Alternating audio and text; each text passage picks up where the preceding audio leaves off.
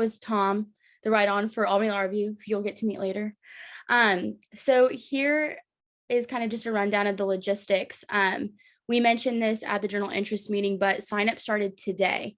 So if you want to sign up for the write-on competition, or if you want to express interest because you think you might be eligible to grade on, you need to email Katie Palmieri, and her email's right here. The last day to register to email Katie Palmieri is May 20th at 5 p.m.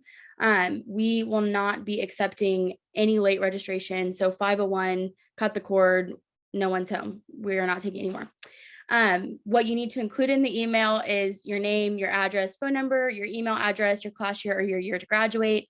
After you send your email and Katie gets it, she's going to send you an anonymous number. This is really important that you keep and not tell anyone what your anonymous number is, because that is going to go on all of your forms for the competition. Yeah, so it's anonymous. And then also Katie Palmieri is really involved in the graduation this year. So if you email her on the 19th or the 20th and you don't hear back from her, do not have a heart attack. It's okay. She will send you an anonymous number on the 23rd. She's just busy. And then the write-on competition is going to take place from Monday, May 23rd at 8 a.m. So we're giving you really bright and early in the morning, 8 a.m. because that's very early. And then it ends on Tuesday, June 7th, and we're giving you till midnight or 11:59 p.m. And also, I know some of you might be home or in different states, so make sure that you're following New York time, not your time zone. And then you're going to choose 5 days within this window to complete the competition.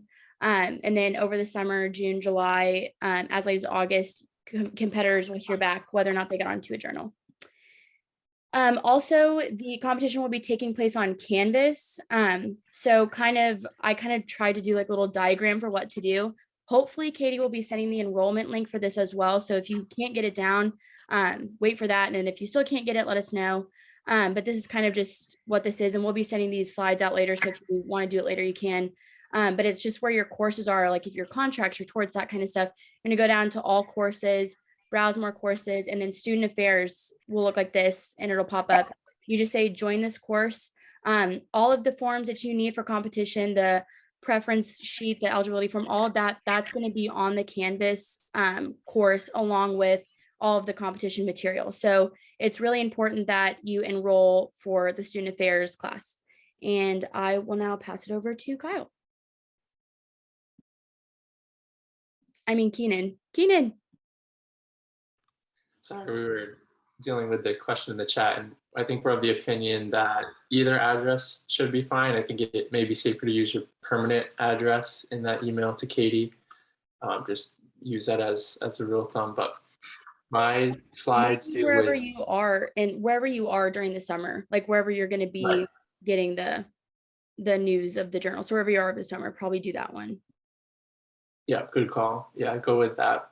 My slide focuses on eligibility. This is something that we went over pretty extensively in the general interest meeting. So I'm just going to give you a shortened version of it, but I would advise that if you have any questions, email us, refer to those slides. And we also recorded the general interest meeting where we went over eligibility concerns. So that's another good reference. But generally speaking, you'll need a 2.5 GPA after you complete your first year curriculum and must be able to serve for 2 semesters on the journal in order to be eligible. And the semesters are fall to spring. Another rule is that you must compete the first time you're eligible. And if it's determined that you are eligible and you choose not to participate, you will not be able to participate in the subsequent write-on competitions. And those are just that's the real condensed version of the eligibility requirements. I know there's a lot of people in unique eligibility situations, so please reach out to any of the EICs and Dean Queenan. She's your point of contact for any eligibility concerns.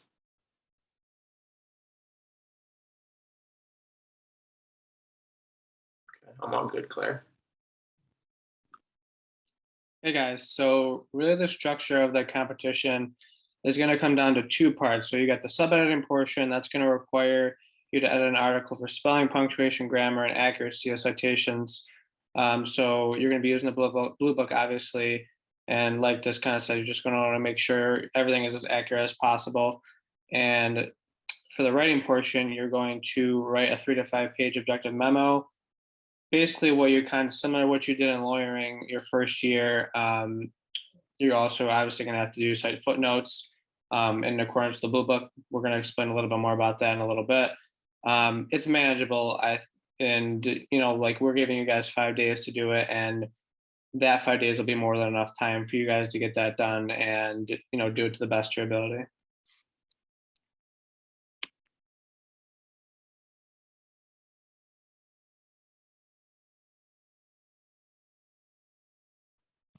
So I can take over. So my name is Ali Gallus. I'm the write-on chair for government law review. So between myself, Michael Pitcher, who is the write-on chair for SciTech, and Thomas McCarthy, who is the write-on chair for Albany Law Review, we're going to be doing the rest of this presentation, kind of explaining the Blue Book to you guys, because we know you might not be completely familiar with every rule that you might need to know for a write-on. So I'm good, Claire, if you want to. So the structure of the Blue Book is pretty important to know. So the blue pages are the general rules. We do not use these for journal writing. They're not specific. They don't give you kind of the meat and potatoes of what you need when you're doing these citations. So with journal writing and the kind of writing you guys are going to be doing for write-on, all of the rules you need to know, all the information you need to know is going to be in the white pages. It's the majority of the Blue Book. There's going to be every rule that you need to know how to do a correct citation. It's going to be in there. And then after the white pages is the tables. The tables tell you what authorities to be using for cases. They also include all the abbreviations you're going to need to know for shortening words, states, law journals, all that stuff. So just be familiar with how the Blue Book is structured, and move on to the next one. So then within the white pages, like I said, it lays out all the rules you're going to need to know for write-on. So rules 1 through 9 are pretty much a lot of style rules, citation or quotations, abbreviations, capitalization, all that kind of stuff. When you get to rule 10, it's really more how to actually cite things. So rule 10 covers cases, 11 and 12 are constitution and statutes, 16 is newspaper articles, periodicals, 18 is websites. And then the tables, some important ones are table 1, which is all of the jurisdictions and the proper reporters that you're going to need to know. Table 6 is common abbreviations for words like government, stuff like that. And then the rest of the tables are more specific abbreviations that you'll need. All right. And so introductory signals, I'm sure you guys are somewhat familiar with these. So they are used to begin citations. So, the C, but C, C is kind of indicating support without actually citing to the citation that you're using. It's loosely supports it. Compare with, comparison, and then but C is anything you're contradicting. Introductory signals are not necessary. You don't necessarily need to use them, but be familiar with them, especially for the sub-editing portion. And some of them do need parenthetical information, so be aware of that. So if you're not super comfortable with the introductory signals, make sure you're brushing up on those and getting to know those ones. Okay, so then rule 4 is going to be the next rule, and the style that you're going to need to know, that's short forms. I'm sure you guys are all familiar with id. You use that when you're directly citing something prior in the footnotes. It can only contain one authority. So if you have 2 citations in the prior footnote, you cannot use id. So just be aware of that. Also, id, when you're changing the pages, you need to know id at the new page. Supra, you guys might not be as familiar with. Supra cannot be used with cases. That is the major rule that you need to remember for supra. And it's mostly used with websites, newspapers, books, parenthetical information. And then an example of what a super would look like is down below. We're going to be kind of looking more into this too in the next section or next part of this with the going over in the hypotheticals. So, but just be aware what a super looks like because they are important for when you're using like the websites and the parentheticals or periodicals, sorry. Right, and then quotes is going to be the last really important thing. Rule 5 deals with quotes. Some of the major things are block quotes. Make sure you are familiar with what a block quote style looks like. 50 words or more is when you use a block quote. Rule 5.1 explains exactly what a block quote should look like, when you should use one. Make sure you know how they should be structured with the indentations and the no quotation marks. Also make sure you know how to use alterations within your quotes. So bracketing anything that would slightly change the quotation, like if you're starting a sentence with a quotation that doesn't have a capital letter, make sure you're putting the capital letter in brackets. And then the last important rule with quotes is the ellipses. If you are cutting out any of the quote, you need to use ellipses. Make sure you know your rules, spaces in between, spaces between the letters or the words. And that is it for me. Okay, hi everybody. So before I go on, it didn't sound like we explained it at the top, and I just want to make sure that you guys know that the first half of this presentation is these slides, and we put these slides together because we're trying to give you information on the biggest rules in the Blue Book and the ones that are most likely to come up on the writing competition. And these slides will be sent to you, so they're hopefully a good overview of things that will be tested on the competition. But I also want to flag that the second half of this demystifying session, we're going to go into breakout rooms and kind of work through some examples that we have together. So small groups and just kind of working through citations the way you will on law review and on the writing competition. So with that, I'll talk about Rule 10, which is the longest rule in the Blue Book and one that you will use all the time on journals. You probably cited cases in your memos and your briefs as 1Ls.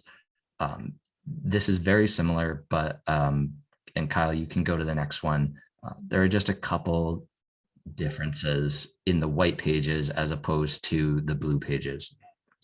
So this slide just gives a couple of the like rules that are easy to miss. It's easy to, accidentally leave the word "the" in when you should always take it out. And these things will, as you learn more, as you practice more, they will come easier to you, and it'll start to look weird when you see a citation with the word "the" at the beginning and stuff like that. But that comes with practice. So for now, for the purpose of the writing competition, just kind of internalizing those the best you can. I guess I wanted to flag that in your briefs, you would have italicized the case names because they're an in-text citation, but when you're citing in footnotes, the case name is never italicized, except when it's a short form citation, then you do italicize it. You can go to the next one, Kyle. We never do parallel citations in law review footnotes. Table 1 always tells you what case reporter to cite to first. So for New York cases, which we all get a lot of on our journals, we cite to the Northeast reporter. So that's in the second bullet there where it says NE second. We're always citing to the Northeast reporter if it's a New York case. And each state has a rule like that of which reporter to cite to, and you can all find that in table 1 of the Blue Book. Court and jurisdiction. So trying to think of the best way to say this. So when it's the highest court in a state, in New York, the Court of Appeals is our highest court. the citation that's highlighted in purple here, you don't need to name the court. You just need to name the state. And naming the state is like a signal to the reader that the case comes from the highest court in the state. But otherwise, you do need to name the court and abbreviate the court according to the tables that are in the back of the blue book. Yeah, go ahead, Kyle. Date and year. So for most cases, you just have to include the year that the case was decided. Always make sure you pick the date that the case was decided and not the date that it was argued or the date that it was filed, because you'll notice that Westlaw and Lexis give you a couple different dates, but you always want to make it the date that the case was decided. And you only need to include the full date as opposed to just the year when it's an unreported case that you wouldn't find in a reporter. And the blue book talks about that under Rule 10.5. Go ahead, Kyle. So parenthetical information is easy to mess up because there's a lot of different ways that a lot of different things that get included in a parenthetical. So some parentheticals are optional, but some parentheticals are required. So the bullet that talks about dissenting opinions, you really should always note that it's a dissenting opinion. And if that's missing, the citation is incorrect. But other parentheticals that just explain what the case held or something like that, those are optional, and we kind of include them at our discretion. And quoting parentheticals are, depending on your journal, different journals will require quoting parentheticals in some situations. So ALR requires them whenever a case quotes another case and we cite to that, it's required. So that's more of a journal specific rule, but you should follow the blue book rule for the purpose of the write-on competition. Go ahead, Kyle. All right. Special citation forms. I think I'll kind of leave this slide to you. You know, the rules get pretty specific there, and I think the best way to learn them is just to read the rule. And when you come across a citation that looks different than you're used to or is an unreported case, just go to that section of the blue book and try to make sure that you're complying with the rules. Part of being a good blue booker is knowing where to find the rule that you need. It's not really about memorizing the rules, and you'll never memorize the special citation form rules most likely. But if you know how to find them and find them quickly, you'll still do really well on the write-on and still be a good sub-editor on a journal next year. Go ahead, Kyle. And short forms. Short forms are also super common for cases. We never use supra to cite cases, as Ali said, but we do use the specific form that's in Rule 10.9. So you can abbreviate the case name, usually just to the name of the first party, and then an abbreviated version of the reporter that gives the pin site. This just cuts down on time and makes it easier for the reader to identify the case than having like repetitive footnotes. So always look out for that. Oh, and the other big rule for short form cases is that you can only use them when one of the last 5 footnotes is the full form of the case citation. So for example, if footnote number 11 cited to, international shoe, then footnote 14 could use a short form of international shoe. But if it was footnote 17, you would have to do the full form again because it's been more than 5 footnotes since you cited that case. And that is also spelled out in the blue book under this rule when you look at rule 10.9. So you can move on, Kyle. Okay, so moving from cases to constitutions. Constitutions are actually really straightforward to cite in the blue book. Rule 11 gives you everything you need to know about constitutions, and the basic form is given by the examples that at the bottom of this slide. You always want to cite by article, section, and clause, because constitutions don't have traditional page numbers. But as long as you know to use large and small caps for the word constitution and the name of the state, and then can cite via the clauses, that's really all there is to citing a constitution. They state constitutions and the US Constitution use pretty much the same format. Thanks, Kyle. Rule 12 is about statutes. This is also a very common rule. I know GLR uses statutes all the time because of their subject matter, but every journal will definitely use statutes. So the next few slides kind of go through the statute rule, but one by one. Go ahead, Kyle.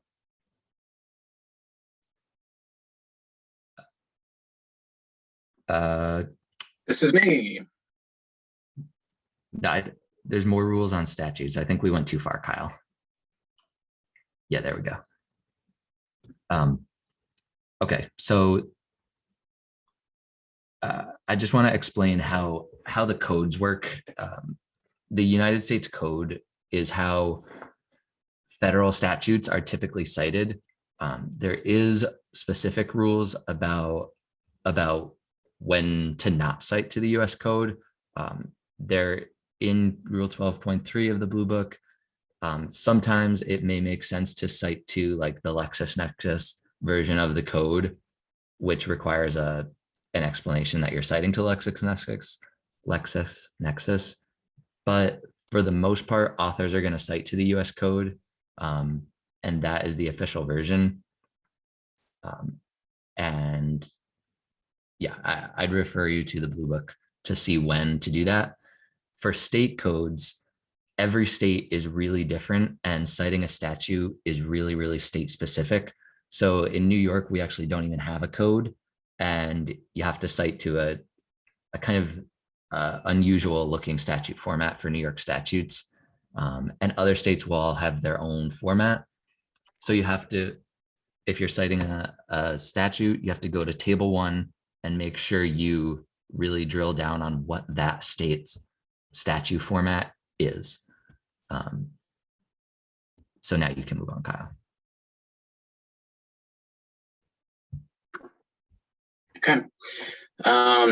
So hopefully this is like part of the demystifying stuff. Nobody really explained this to me until this year, but I found it very useful to think of kind of citations like ingredients. You really have your main ingredients in almost every citation: your author, title, publisher, page, and date. All you really need to do is rearrange those and change a typeface according to the Blue Book. So, I mean, you could even apply this to Rule 10 if you want. There's not an author for a case, but if that helps you think about it, there is a title, there's a pin site, it's published in a reporter, there's a year. But most commonly, this is for 15, 16, and 18. And I've thrown down the proper typeface for it right there. Those are not full citations, though. It's just kind of your basic ingredients. You'll need to go into the Blue Book and, I mean, just see for each source that you're citing, you're going to have different sub rules, but this is kind of where you can build your base from. All right, Claire. Okay, so 15. Rather than a publisher, you may have to put the publisher sometimes, but it's typically going to be an editor, sometimes a translator. So you start with your author, the title, no comma after the title, and you go to your page, and then you include your parenthetical information. One example they gave in the Blue Book was the example right there. And you can see that there's no author, and it can kind of throw you off. but it's because it's a compilation of essays. I felt like that should have a little bit of clarification. So you're not always going to have all of these main ingredients. You may have to, take some out according to what you're citing. All right, Claire. Institutional authors, this is something you come by, fairly often on SciTech because we cite a lot of websites. You can also see it in reports, which is the example I included here. So you treat them pretty much the same. You just abbreviate them slightly differently. And sometimes you can have governmental entities that are, nested within each other. It really gets into like Russian nesting dolls, and you have so many entities, but you don't need to cite all of them. You cite the largest and you include the smallest. So we have down at the bottom, you can just see that we separate them out and just include the title of the report in general, and then the pin site in the report that we're citing to and the year it was issued. So, it's nothing you can really teach. It's just something that you can be cognizant of when you have reports. Claire?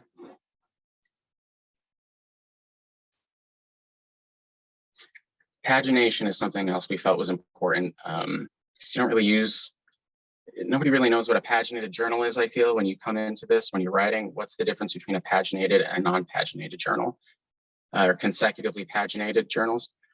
So consecutively paginated are typically academic journals, so law reviews, scientific journals, things like that. And it just means that the page numbering continues throughout an entire volume. So like ALR has 4 issues inside one volume. Each issue doesn't restart page numbering at 1. They just keep going. If the first issue left off at page 190, the second issue will start at page 191. A non-consecutively paginated journal or magazine just restarts. Typically, like Time magazine is a good example. It just restarts with each issue, regardless of how big the volume is. Claire? So paginated, you'll be dealing with a lot more often because we do deal with a lot of academic journals. So this is just kind of your basic format. So you have the basic elements up top, and then a typical full format. You need to include the volume as well before you abbreviate the journal, the publisher there. Include the first page within the journal that the article starts, similar to how you do with cases, where you include the first page in the reporter. And then you include the pin site for where you're reporting to, followed by the year. You may also have parenthetical information. It's really just a case-by-case basis. All right, Claire? Rule 18, I think the other journals use this a little bit. This is more heavily something you use on SciTech. Mostly you'll be using this for internet. I think it's 18.2.2. There's an example on the next slide. But there's also, you can cite music in Rule 18, podcasts, blog posts, which may be a little bit more common. But keep in mind that if you can cite the source using another rule in the Blue Book, if it looks like it can be in print, you should cite it according to that print rule. If it's like, if it's not paginated, like if it's a web page, there's no pagination, you can't tell what page you're on, you can't offer it a pin site, and the rule in the Blue Book calls for that, then you need to use Rule 18. All right, Claire. So most commonly is the internet, that's 18.2. And your base elements, again, author, title, publisher, year. And here you also append the URL. So like Ben & Jerry's ice cream here, it's an institutional author. It's just Ben & Jerry's, they're the ones that wrote it. They don't really credit anyone for writing their homepage. So you would just cite Ben & Jerry's homemade ice cream. And if you're citing to the main page, so you don't really need to include a title. But if you're citing to a subpage, subheading, that's when you drop down to the second example.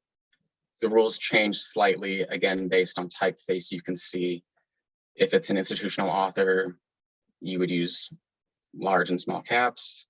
If it's a subheading, you just use normal Roman font and then italicize the title. Claire? So when in doubt, use the index. The index has a lot of great information. Sometimes you'll be reading, you may just see a citation and think, this clicks in my head. I know I've done this before. This had some weird rule dealing with like an en dash or something. So all you have to do is flip to the back of the blue book, find en dash. It will tell you where in the blue book it discusses an en dash. You can also go to the blue book site. Even if you don't pay for it, you can still use their search feature. It won't tell you what page it's on, but it will tell you the rule where you can find it. So if you go just to the legalbluebook.com, click quick style guide, then you'll have access to their search bar. And I think that's all. Shout out questions if you guys have them, throw them in the chat, or we can just do breakout rooms.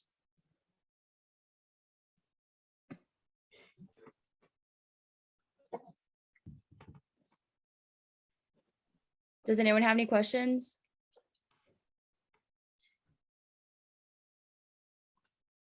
Okay. Oh, yeah, Liam, what's up?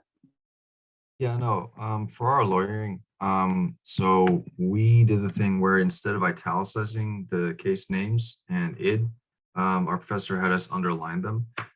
Is there going to be any issue with that? Do we need to italicize, or is it okay also to underline? I think we Typically- italicize here. Underlining is just it's easier on your lawyering professor and your lawyering TAs because it's harder to tell if the comma is italicized, but that is what you need to be doing on journal. So we're going to have you do that format here.